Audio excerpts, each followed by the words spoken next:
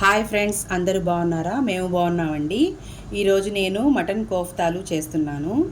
అవి ఎలా తయారు చేయాలో చూద్దాం రండి. ముందుగా మటన్ చిన్న చిన్న ముక్కలు కోసుకొని బాగా వాష్ చేసుకొని వాటర్ లేకుండా బాగా పిండేసుకోవాలండి. వాటర్ ఏమి ఉండకూడదు. తర్వాత మనం మిక్సీ జార్లో వేసుకుందాము. మొత్తం మిక్సీ జార్లో వేసేసుకొని గ్రైండ్ చేసుకుందాం. ఇలా మెత్తగా గ్రైండ్ చేసుకోవాలి ఫ్రెండ్స్.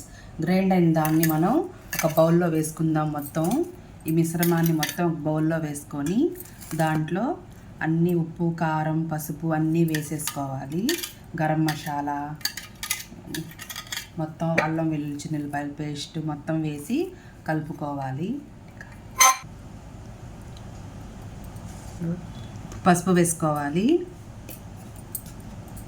తర్వాత కొంచెం ధనియా పౌడర్ వేసుకుందాం. ధనియాలు, లవంగా, చెక్క మొత్తం కలిపి వేసాను నేను. గరం మసాలా, తగినంత కారం వేసుకోండి. తగినంత ఉప్పు వేసుకోండి. అల్లం చిన్నులపాయ పేస్ట్ వేసుకోండి.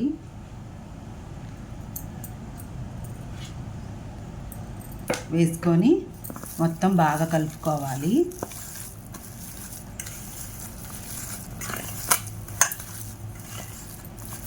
ఇలా బాగా కలిపేసుకొని ఒక 5 మినిట్స్ పక్కన పెట్టేయండి.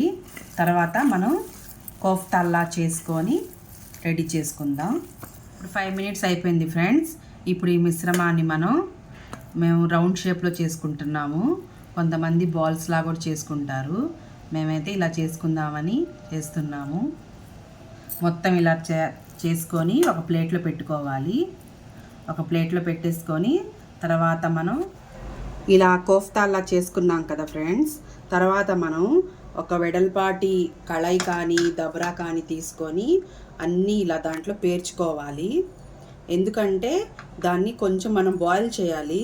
ఇలా పేర్చేసి ఒక చిన్న టీ గ్లాస్ వాటర్ పోసుకొని కాసేపు ఆ వాటర్ అంతా అయిపోయేదాకా మనం బాయిల్ చేసుకోవాలి.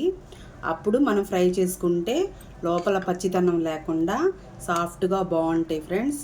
బాయిల్ చేయకుండా మనం డైరెక్ట్గా ఫ్రై చేసామనుకోండి లోపల పచ్చి పచ్చిగా పిండి పిండిగా టేస్ట్ అయితే రాదు. ఇలా మనం బాయిల్ చేసుకోవాలి. ఇలా అన్నీ పేర్చేసుకోండి. ఎన్ని పడితే అన్ని పేర్చేసుకోండి. ఇంకా మిగిలితే సెకండ్ టైం మళ్ళీ పేర్చుకొని మళ్ళీ బాయిల్ చేసుకోండి. బాయిల్ చేశాక ఇలా ఉంటాయి ఫ్రెండ్స్. కొంచెం ముందు వెడల్పుగా ఉండే కదా, ఇప్పుడు కొంచెం సైజు తగ్గినాయి. బాయిల్ అయ్యాక ఇలా ముడుచుకుంటాయి. ఇప్పుడు మనం ఆయిల్లో వేసుకుందాం. పెద్ద మంట లేకుండా కొంచెం చిన్న మంట పెట్టి వేసేసుకుందాం. చిన్న మంట మీదే ఫ్రై చేసుకోవాలి. కొంచెం బాగా రెడ్ షేడ్ కలర్లోనే ఫ్రై చేయాలి, లేకపోతే పచ్చిగా ఉంటాయి.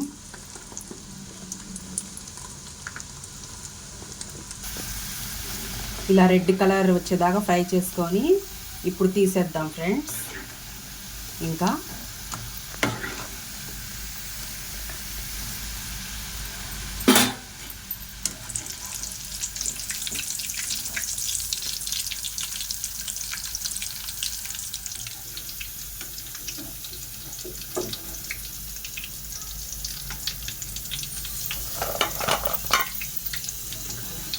ఇంతే ఫ్రెండ్స్, మటన్ కోఫ్తాల్ రెడీ.